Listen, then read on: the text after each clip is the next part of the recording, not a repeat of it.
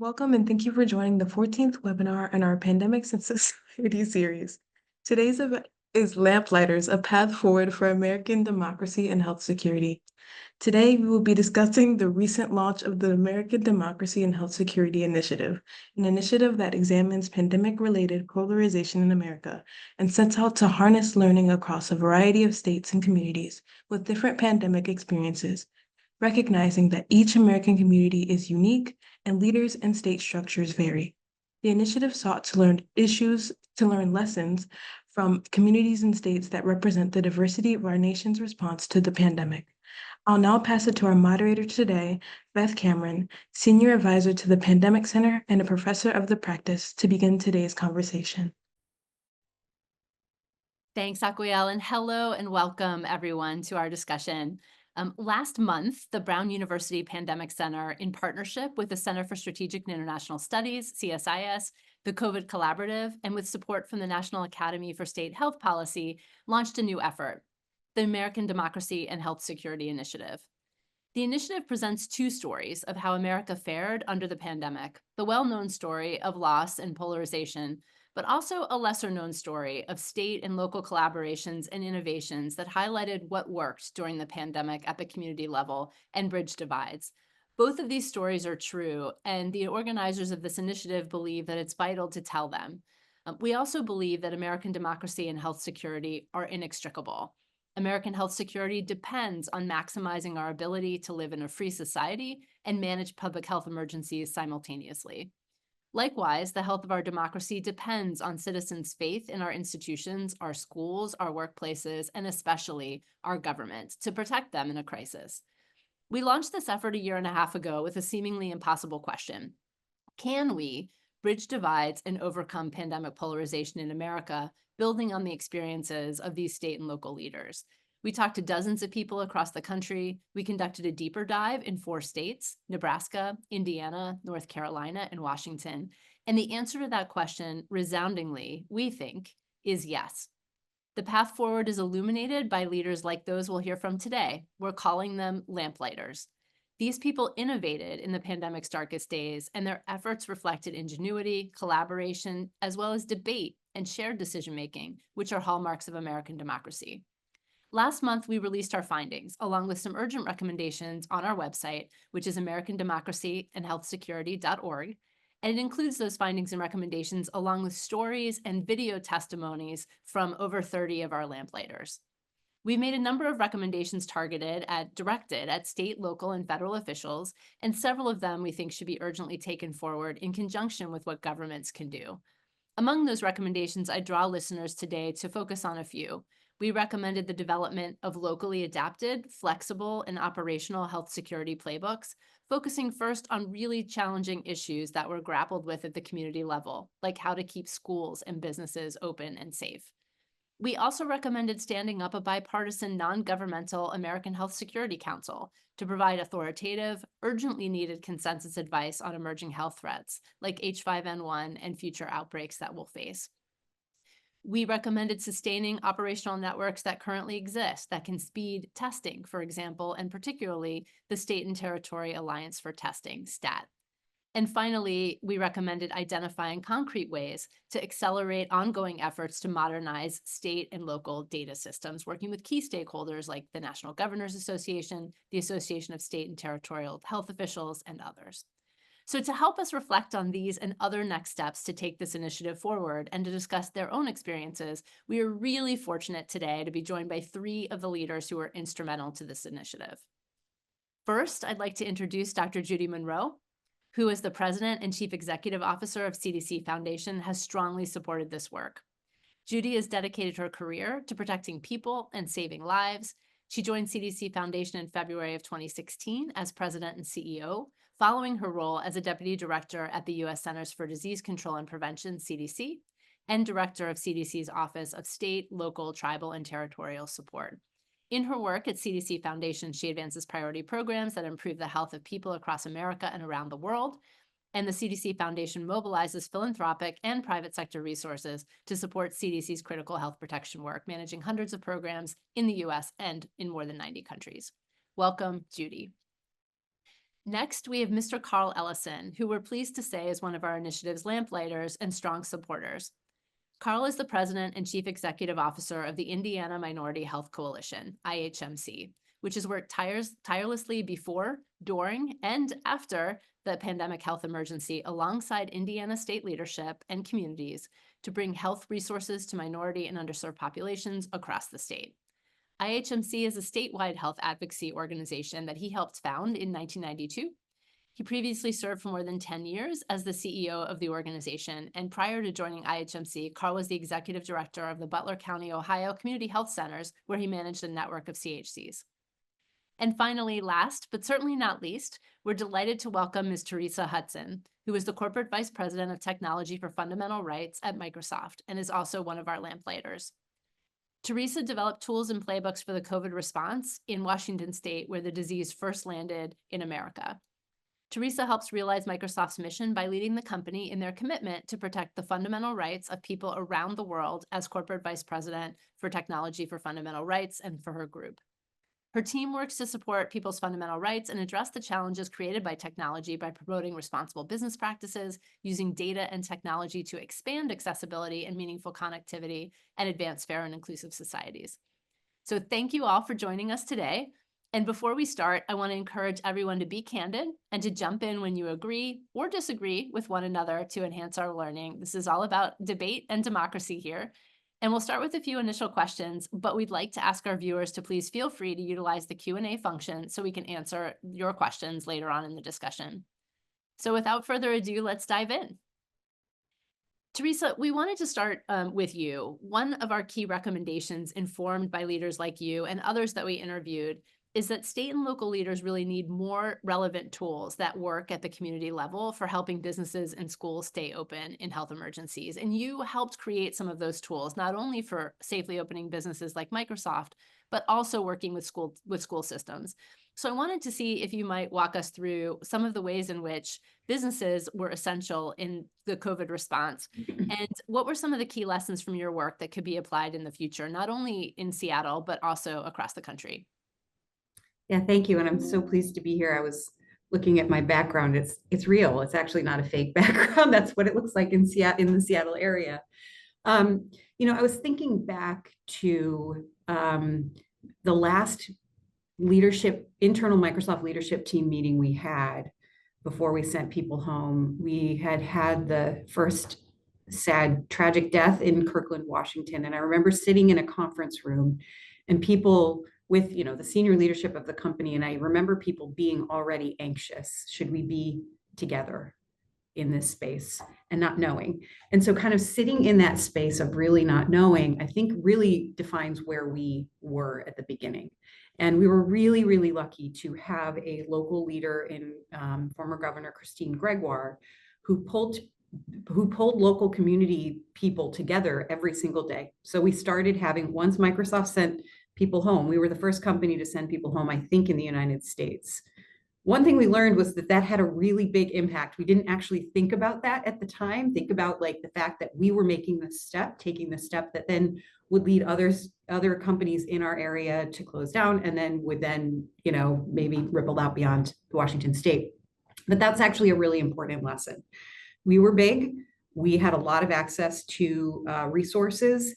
And the best thing I think that the Seattle area did, the Puget Sound area did, was to bring to bear the best of what each company, each expert, government could do together. So on daily calls that were organized very much like a task force, we came together.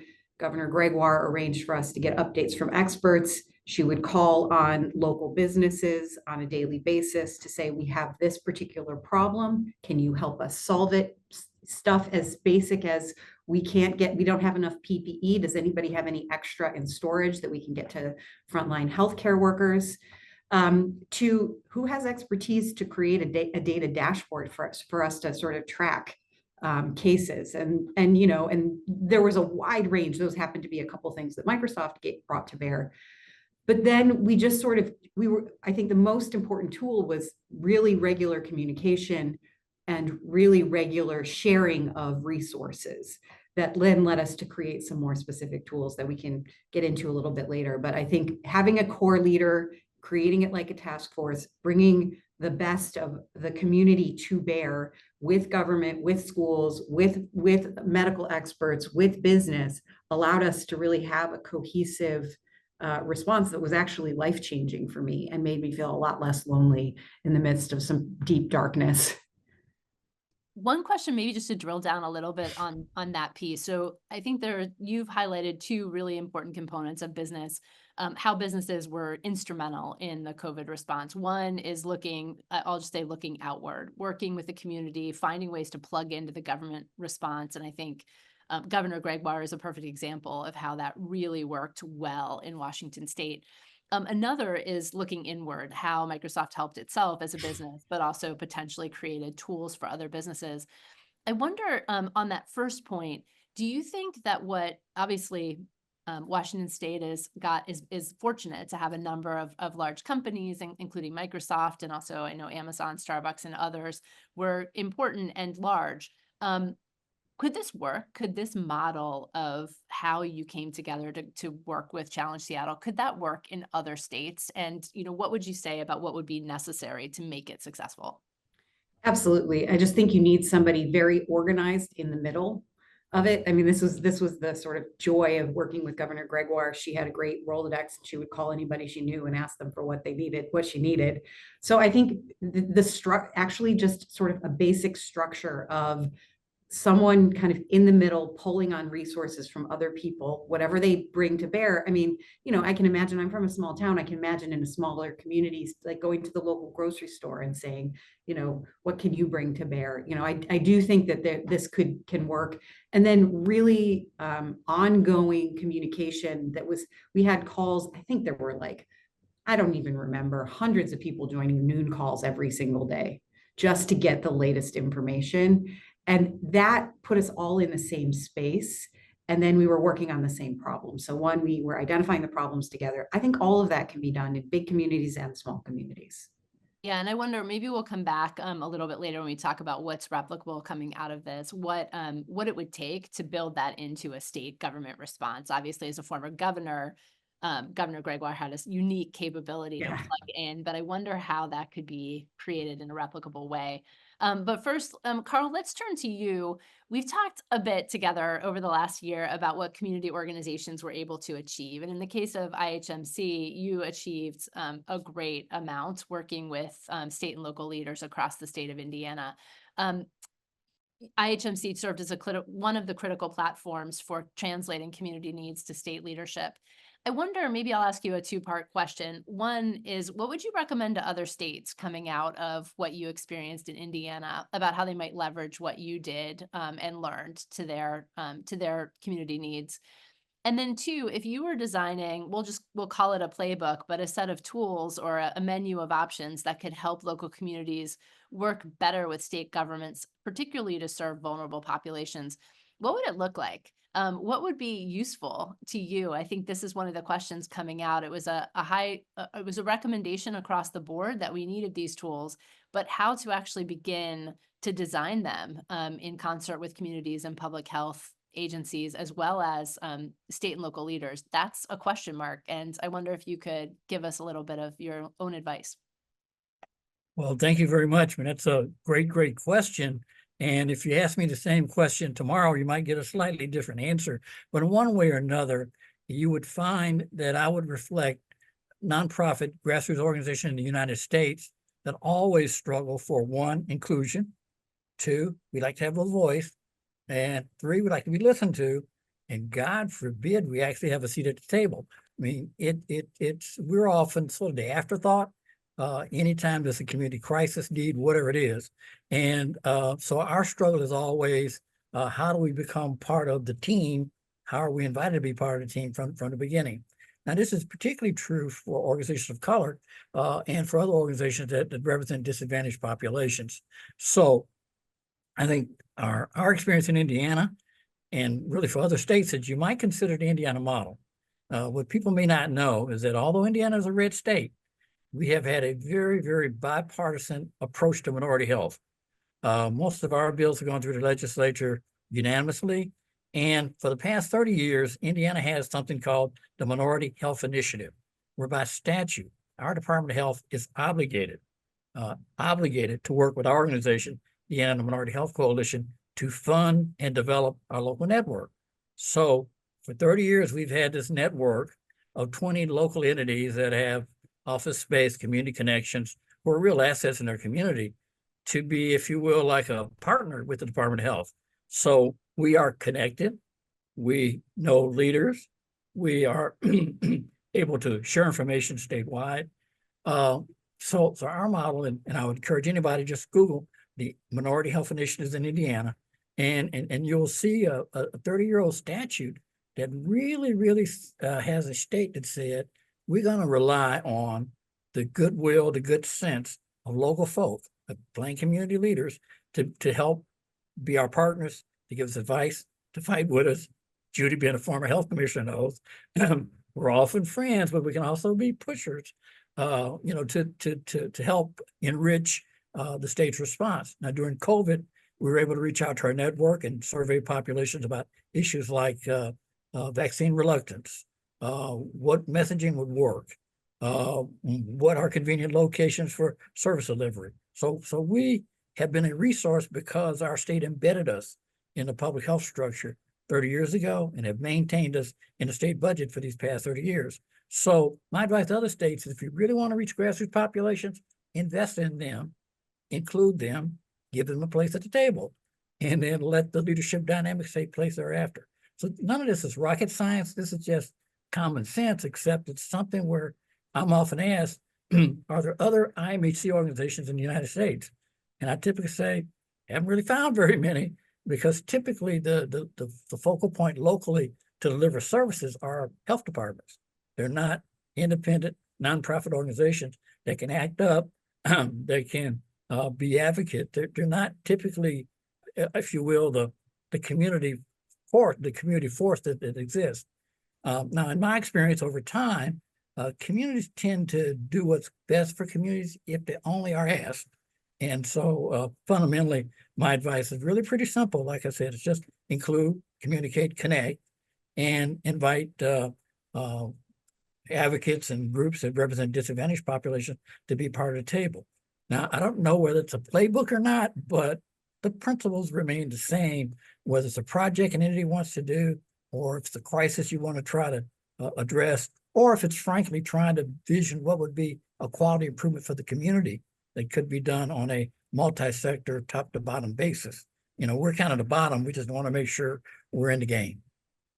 Yeah, and Carl, I mean, I think you hit the nail on the head. We heard over and over again, and you obviously know this through your own lived experience during the pandemic and with every other issue you work on, that that there's generally interest in the people that we interviewed in inclusion and in ensuring that we reach the most vulnerable populations, especially well, for all of the right reasons, but also because you can't stop a pandemic without reaching the people who are most affected by it. So that interest is there. It's the platform. It's having the sustainable platform for knowing how do you solve what inevitably turn out to be a myriad of different problems depending on the health issue or the outbreak in this case that you're dealing with, and having a place to go that can actually work those problems in real time. And I wonder if you could maybe just to pile on to that, can you give like an example of a problem that you worked in real time? I know there were a bunch of them, but feel free to share, what worked or what didn't. But can you give us a crisp idea of something that, because you existed and were able to be there and like a problem solver, problem solving arm, if you will, for the government, how did it work for you? Well, there are many examples, but let me just say, I think probably the most important thing we did, and we didn't know at the time that it was going to be important, was once the pandemic hit, we started to have these weekly touch base calls. We would literally have our whole network every Tuesday from 11 to 12 on a statewide Zoom call. And believe me, those meetings became important. It was almost like church, because we would find out what was going on in various communities. We would share strategies, but we also would have a lot of policymakers on. And Judy, I don't know if during your time, I know we had CDC people on. I can't remember now who all we had on along the way, but we would have Dr. Box, the health commissioner on. We would have other policy officials who could tell us about COVID, tell us what we needed to do, kind of give us a sense of what was going on, but also get feedback from us.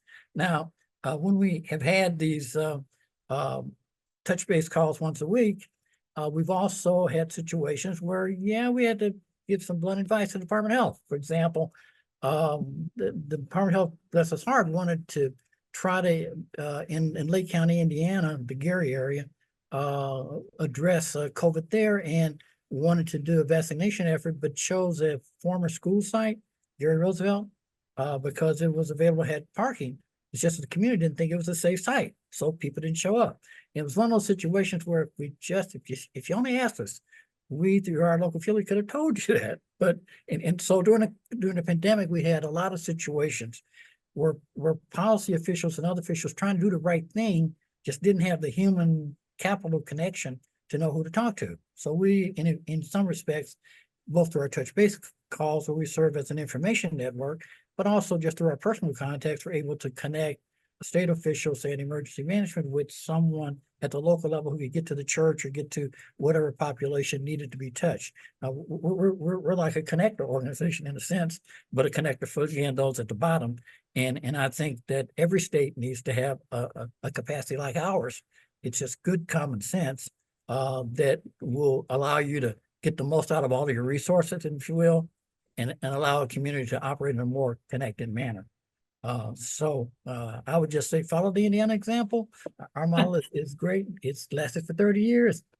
And Hey, Carl, I want to jump in for a minute because you Please, were Judy. talking about the health departments, and just so everyone's aware, Kaiser Permanente funded the CDC Foundation recently to look at to build a playbook for health departments to work with community-based organizations. So that is now out there as a resource. And it's trying to solve exactly the problem that you were describing. So Yeah, and I Well- was going to jump in and say, Carl, it sounds like one of the keys to having playbooks that would work in health emergencies for some of these the toughest problems, vaccine hesitancy, opening schools, opening businesses, is being able to workshop what actually is needed. What do you need? What serves you better? And starting there is a key element, I think.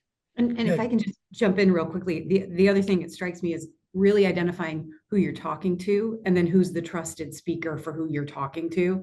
So like an employer can talk to its employees in a way, and then, definitely the community-based organizations both give you the input, but then they're also the trusted speaker. Schools, that was a tricky one in some places in Washington State, who was the trusted speaker. But yeah, I think that's sort of like, if you're trying to convey information to people, determining who the trusted speakers are is so profoundly important. Oh, yeah. In fact, if you use a sports analogy, what I'm essentially saying is smart organizations will scout their community. They will know ahead of time who are these key folk. And frankly, if you just go ask, people will self-identify very easily. I mean, it's not difficult. It's just that, in our society, nobody pays for collaboration. Nobody pays for community connection. But that, in fact, in COVID, if nothing else, we learned that's very, very important. So I would just encourage communities to scout ahead of time, get your team in order, because again, it's not just a crisis where greater community connection can help.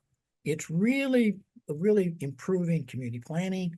It's all those things that are associated with the aspirations of a community that large local governments are responsible for, but effective community voice can also be a great added benefit.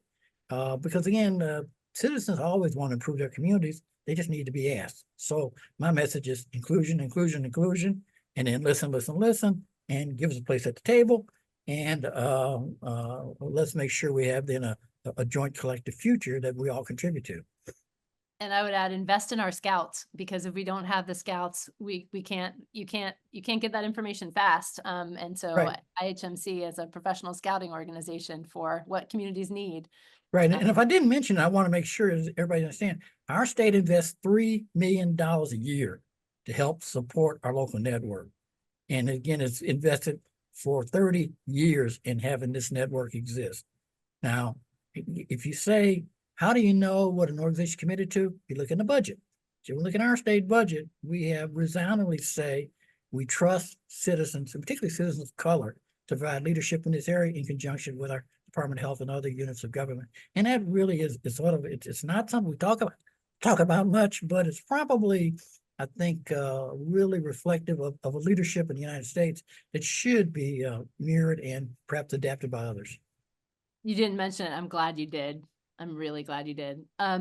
Judy, so I wanted to turn to you to ask a little bit about some of the work that you've been doing. You've been a huge supporter of this work and also work of public health commissions, particularly looking at the pandemic experience, but also applying that to the broader issues that we have in healthcare that were front and center in what didn't work as well as we would have liked during the pandemic in our country and around the world. But in particular, it's already been raised that you worked with the state of Indiana's Public Health Commission to identify a path forward in that state specifically, including how to get to stronger financial support, but also how to get to better, community access and inclusion. How did you do that? How can that be replicated? I know you've been thinking about this issue in the context of pandemic polarization and how hard it is and how different it is in different states, but maybe walk us through your experience and how you're looking at this. Sure. Well, let me, so that everybody, to ground everybody, go back to the summer of 2021, right? So we were in the pandemic, and Governor Holcomb, the governor of Indiana, had an executive order to form a governor's public health commission. And just before that became public, I had received a phone call asking if I would, as a former state health commissioner in Indiana and now leading a national nonprofit, would I come back and be co-chair of that process? And so I think there are a lot of lessons I'll try to succinctly share with everyone. And it was pretty remarkable that Indiana was doing this in the middle of the pandemic. They didn't wait till it was over, right? And it was driven in large part because Indiana and the governor and the state health commissioner, Dr. Chris Box, had seen how the pandemic had highlighted the challenges in the Indiana public health system. So I was really privileged, and a big shout out to Dr. Chris Box. She's just brilliant. And then my co-chair, Senator Luke Kinley, and the other commissioners, because Carl was one of the commissioners as well. So we had amazing people working on this. And the one thing that helped with this was the fact that there had been a comprehensive study done by the IU Fairbanks School of Public Health that was published in December of 2020. So even going back to the pandemic, that talked about the need for Indiana to have a stronger public health system and really to spur economic vitality. And so that caught the attention of policymakers. So that was the backdrop.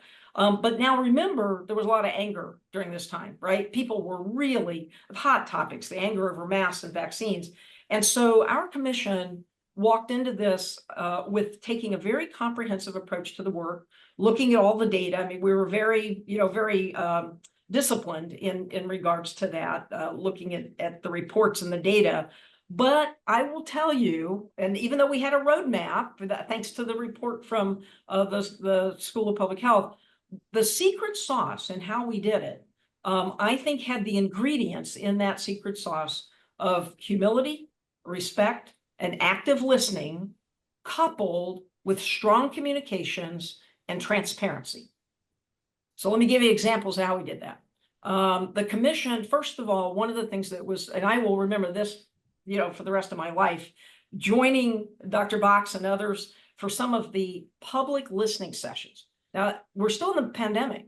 We would do public listening sessions around the state, and citizens would come, folks from communities, and they would vent their frustrations, and they would yell at us. I mean, there were times it was really intense. But we also heard straight, directly from them, how people believed the pandemic was a hoax. They believed that public health was only pushing vaccines because we were helping pharmaceutical companies become rich. I mean, it was those types of comments that we heard directly. But we also heard, though, a lot of concerns that we actively, as a commission, took seriously and built into our recommendations. So our recommendations were informed by data and by communities. And so one of the things in Indiana that's really important to Indiana is local control. which means that control is in the communities that people live in, right, at the county level. And so our recommendations included that. All our meetings were open to the public. All of them were recorded. We sent press releases out on a regular basis. Everyone knew when we were meeting, and they had a press release out about, here's what we talked about. So there was a lot of transparency. And the commission through this process was forming multi-sector coalitions and support, partnering with business, government, and all kinds of stakeholders. So that was great. Key to this was Dr. Box and Senator Kinley, in particular, maintaining consistent and coordinated communications with the policymakers. There was a lot of work done behind the scenes and in the, on those one-on-one or group discussions. So all of that to say that in May of 2023, the legislators approved a 1,500% increase in state funding to local health departments.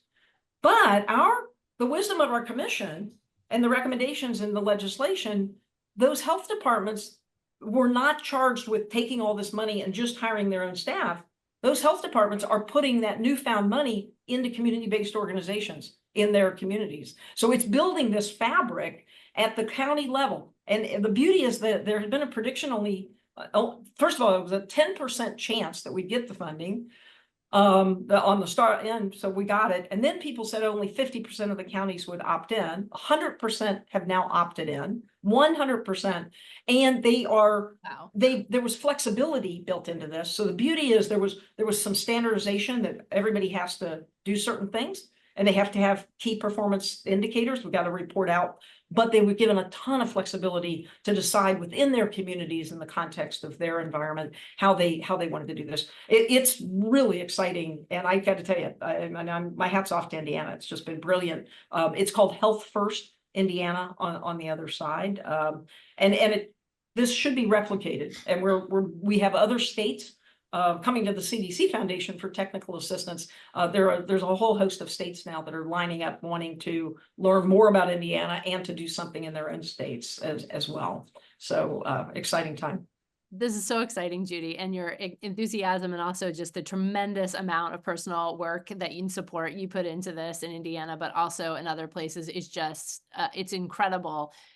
I mean, in a much broader swath of the US, but a much less deeper dive than what you did in Indiana. What we found with our interviews was, instead of what we thought we'd find, which is people not wanting to talk about what happened during the pandemic or really focusing on the things that went wrong and the flashpoints, instead talking about some of those tough issues really allowed us to dive into what was next. And that's what people wanted to talk about. Where do we go from here? And so I feel like by providing that avenue for people to vent about what went wrong with a focus on what's next, brilliant. And it should be a much simpler conclusion to come to, but yet we haven't quite gotten there in a lot of places. So I want to ask this next question, sort of coming out of that, that microcosm. Indiana is a microcosm of what could be done nationally. And maybe what we need even during an outbreak is more of that transparency and humility and differential representation of experts, so that more shared debate and decision-making can play out in front of the American people in ways that are by necessity not siloed, that everyone can see. One of the things, and I'll ask everybody this question, one of the things we recommended, and probably the most blunt force of our recommendations, is that we think there should be a national council, a group of people that cut across sectors, that represent the diversity of America, that are charged with advising states and localities on health emergency response. Not a government organization, not intended to replace bodies like the state, local health department or the CDC, but instead including businesses, representatives from businesses, representatives from education, and some people who have gravitas in their community and nationally on both sides of the political spectrum. And the goal would really be to offer a platform for ongoing debate that people in the United States could engage with in ways that hopefully were more constructive and less polarizing. I'm wondering what people think about that recommendation and what the path forward to implementing it might be. And I'll start with you, Judy, and then see what Teresa and Carl have to say. So I will tell you, I'm intrigued by that recommendation, and have been thinking about how yeah, but what are the next steps? Where do you go with an idea like that? I will share, during the pandemic, the CDC Foundation helped fill some voids that were needed, and we helped launch something called the Health Action Alliance, which was, again, they weren't making policy, they were taking in all the information and then helping businesses make sense out of it, and they would have webinars and so forth. We also had the Public Health Communications Collaborative that we helped launch to help health departments make sense of everything coming out from those that are making the policies or putting forth the recommendations. They need to be translated and so forth. And there were forums for discussion. And then, of course, the COVID Collaborative is a great example of something that happened during COVID. So looking forward, taking all of this, I've always used, for years now, I stop with anything new and I think about the strategic triangle if you want to be successful. And that means, are you creating value?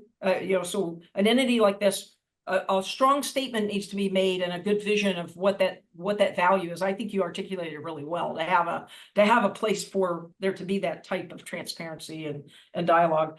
You need to have legitimacy and support. So an organization, that an entity like that would need to build trust, credibility, and be legitimized. But then financial support. So there needs to be an avenue, whether that's philanthropic support, whether that's is it a 501c3 or under an existing 501c3? And then you have to have operational capacity, because having those dialogues, what you're describing, you got to have staff. Somebody's got to help pull all that together, because you're going to want some really diverse voices and thought leaders and representation on a group like that, right? And to invite others in. But I'm intrigued by it.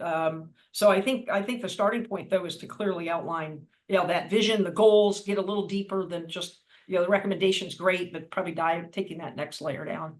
Yeah, and getting input. So this is the beginning, but we're And hearing what others have to say. Exactly. 100%. Teresa, what do you think?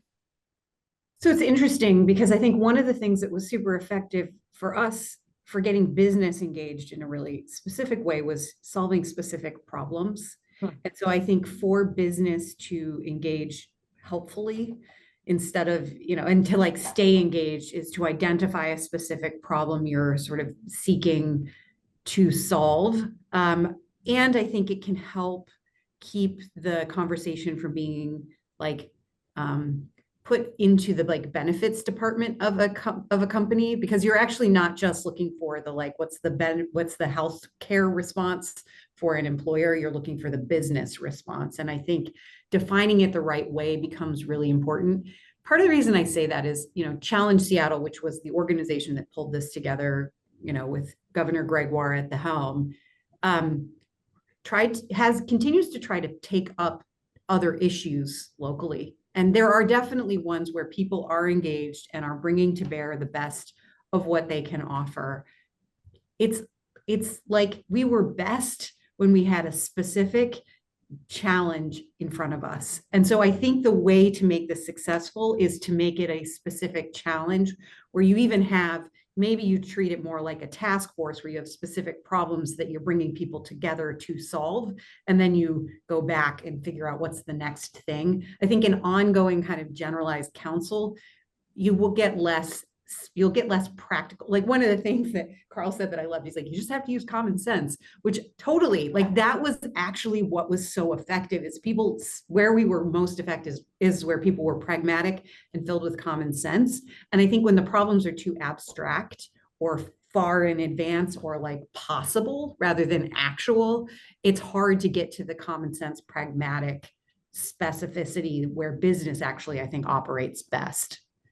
That's outstanding advice. And I think also just highlights one of the things we've been talking about a lot is what to tackle. I mean, the hardest issues were opening schools, opening businesses, bringing people back to the daily tasks that they had under disparate circumstances that people are facing across the country. Even with the same pandemic, people are experiencing it differently depending on what was happening in their community at any given time. So thinking about a specific problem for this council to look at in the context of different parts of America could be incredibly interesting. And I love that. I think you're right about businesses and how they like to engage on something very specific. Carl, what do you think? How does IHMC engage with something like this? And are there problems that you would want to see not just this organization, but others tackle that are broader than what you're dealing with in Indiana?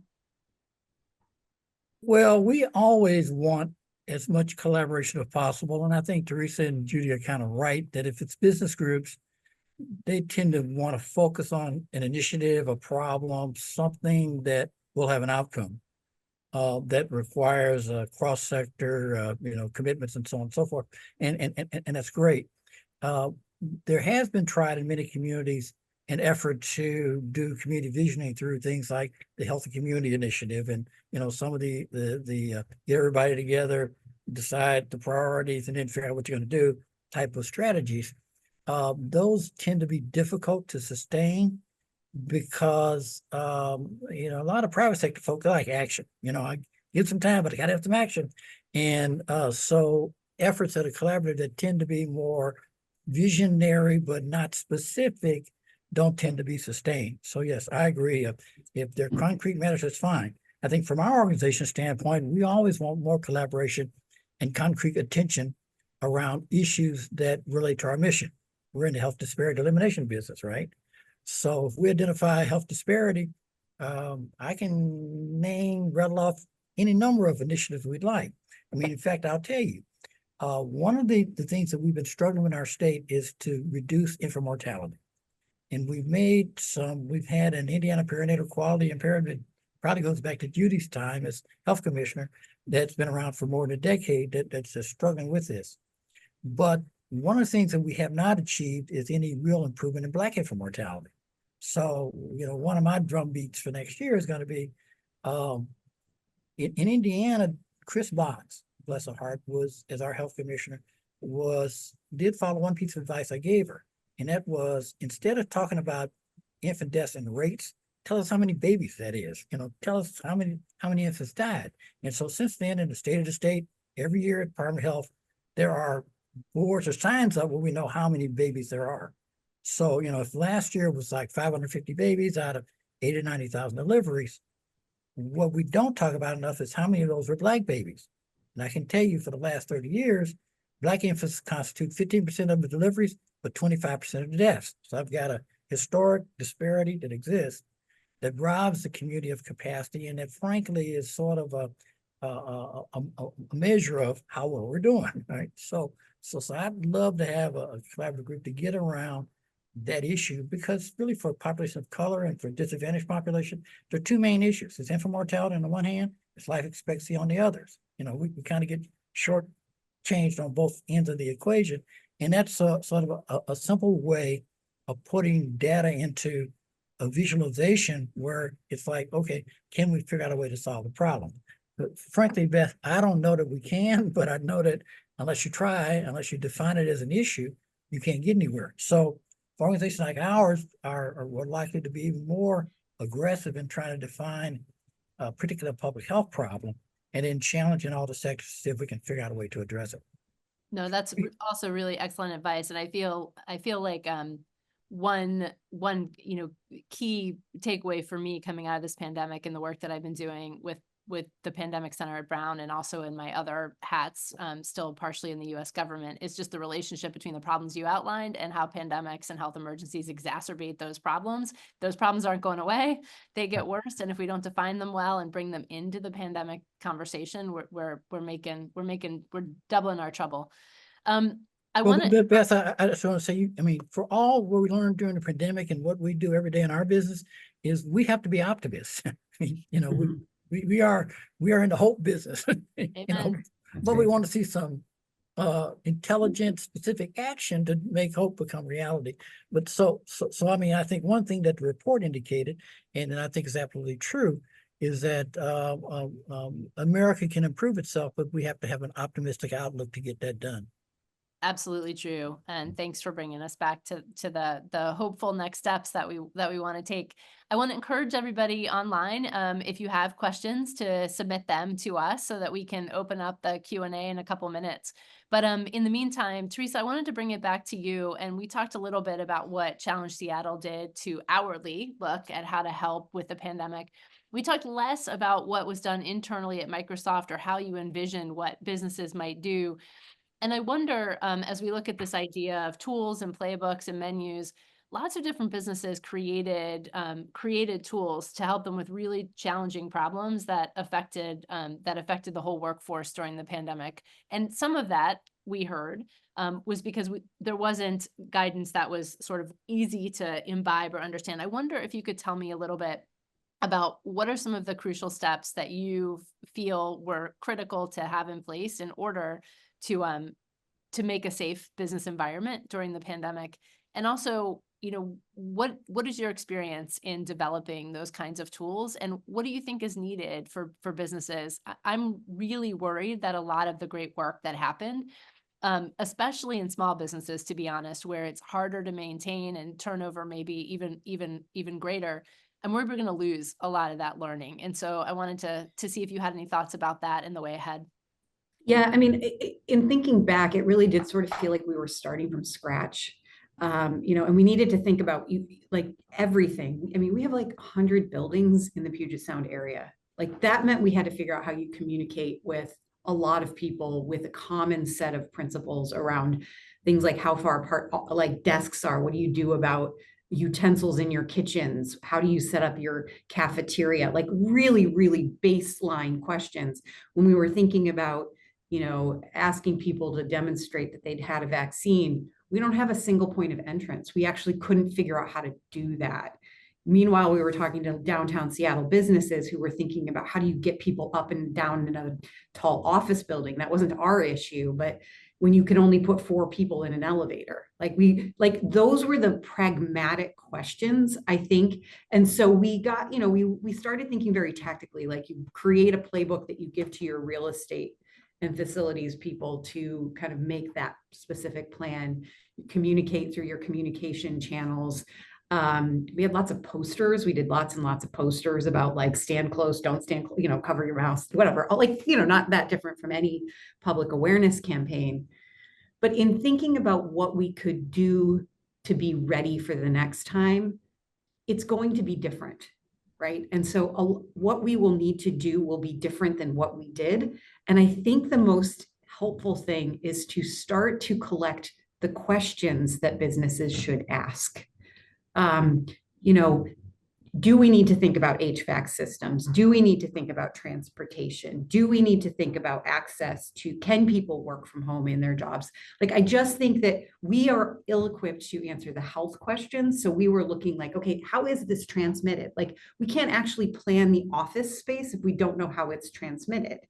And so, getting at those very sort of key questions around how is it transmitted? How does that impact your decisions about your space and where your employees are and how they come in and what you ask them to do? And then I think that there are some baseline recommendations, some of which have come out from here, which are around transparency. They are around, ongoing communication. The more you explain to your employees that we're still figuring this out, is that actually, to say you don't know was a really powerful thing when people said they didn't know and we were still trying to figure it out. That was a trust building exercise.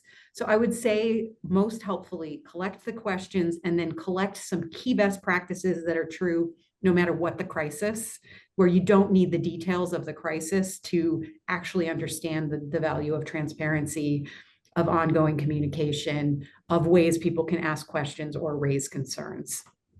No, that makes a ton of sense. And I think one of the things that we're also wondering is what the format for that would be. And so I'll just say as a teaser maybe to our audience that one of the things we're really excited to dive into coming out of this is to ask different types of businesses, what they did, what the questions that would be most useful, and also what the design of those tools would actually look like.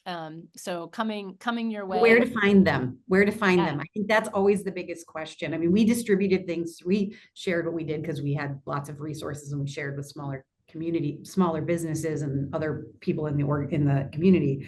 But that common question of where do you go? Has this been done before? And I think that's a hard one. Where would you go to see if somebody had created a playbook? Exactly. I might jump in here. I'm intrigued by this, and thank you. I think great ideas about having the questions. I'm reminded of the old scenario planning. And Beth, you'll remember, we used to do, in the early days, or when I first got into public health, we would do scenario planning, and CDC would fund to do different scenarios. And of course, they were, most of them, I don't know what files we kept them in, but they were cumbersome to come back out of. We now have new tools. I mean, we're in a different age, right? AI, and where does AI fit into all of this, right? I mean, we've got to be, I'm at the NACCHO meeting now, and there was a nice session about how local health departments are using AI. It's impressive, but we still have a long ways to go to harness that for being able to manage exactly what you're talking about. I mean, we should be able to tap into that. So that would be, there's a good concrete issue for the body to take on. 100%. And But I love that you said AI and I didn't have to. So thank you for being from Microsoft. Yeah, and I only didn't say it because I was hoping someone else would say it. Yeah. And I think this is where we need to reimagine the scenario planning. Judy, in many of my day jobs, I spent a lot of time with scenario planners, and the very first thing they ask is, what are the questions that you want to use in order to game out, what outcome, what do you want to see happen? And you have to first identify the key questions. And second, you have to have a format that allows people to get information quickly in a crisis. And those formats have markedly changed and changed again. And just in the lifespan of the pandemic, they've changed dramatically. So I think that is a key question. What is the format for receiving that information, and how can that be adapted for different audiences and their needs? I love this. I will definitely be coming back to both of you with more questions, and you, Carl, as well, to ask the question, what would be user friendly and useful for a minority health coalition like yours to actually imbibe that information. I want to turn to one last topic maybe before we close, which is a big topic. And I know that all of you are working on it in one way, shape, or form. And that is this question, not only of how we use data to inform decisions, but how we actually get that data in a fashion that is useful locally during an outbreak, but also during day-to-day public health.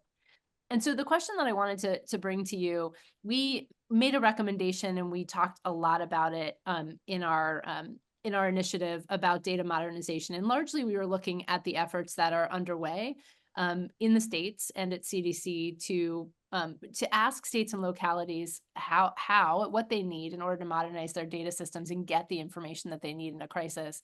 I'm wondering if we could use just a couple minutes to get your recommendations for how to get more of a campaign going around those issues. And I use campaign loosely. I feel like right now there's a conversation about what the federal government needs in terms of data and what states have. And I'd like to flip that question on its head a little bit and ask it instead as, what do states need from the data and what do states need from the federal government as they're looking at how to modernize data systems? So Judy, I know this is a really important issue for you and also where you're sitting at the NACCHO meeting right now.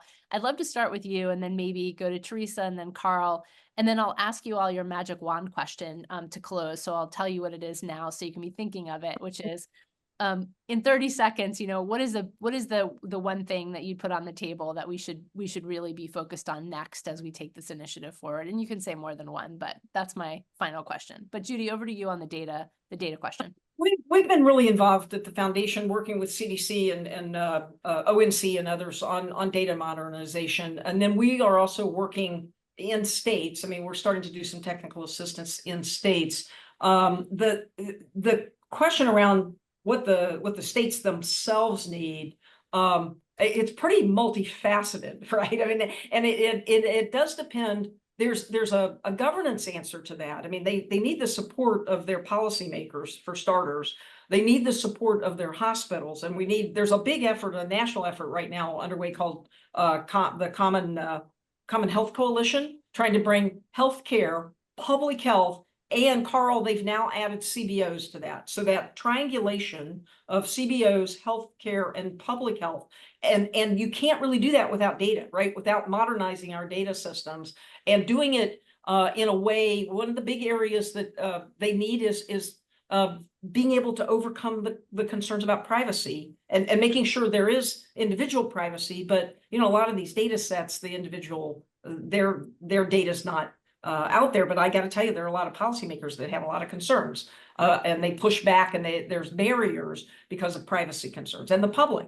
And so that talk about engagement, of populations and making sure that, because that's a kind of an age-old issue, where folks feel like you're taking my data and using it, misusing it, and that type of thing. So that's one of the areas. And then I think we also need. We really do need more education. Not enough people really understand generative AI, understand the power of generative, what the capacity and that we currently have now is, a lot more education.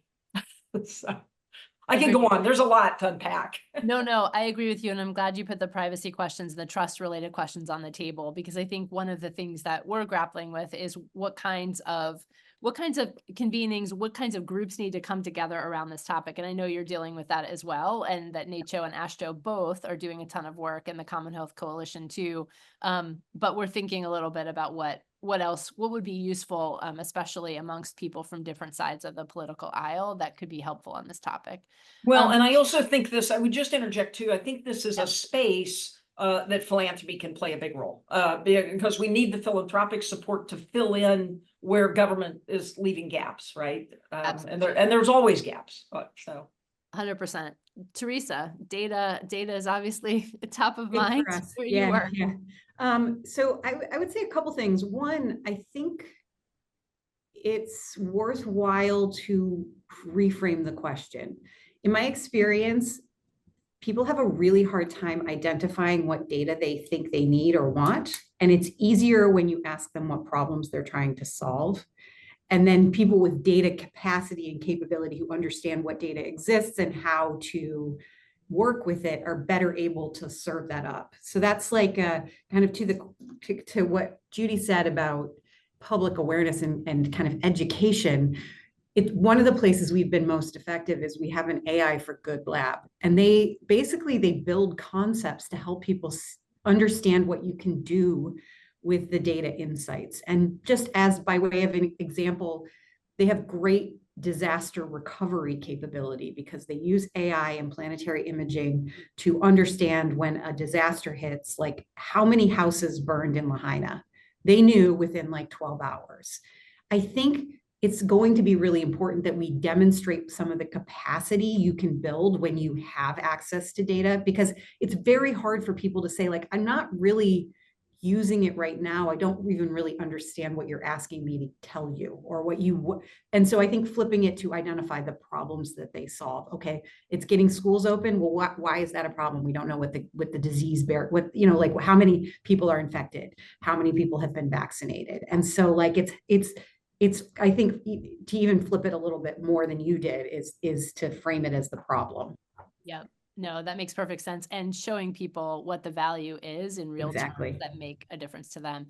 So we have just a couple minutes, and Carl, I'm going to turn to you first for a magic wand question. Feel free to also throw in anything on data, and then we'll do 30 seconds of each of you. We'll go Carl, then we'll go Teresa, then we'll go Judy to give you the last word.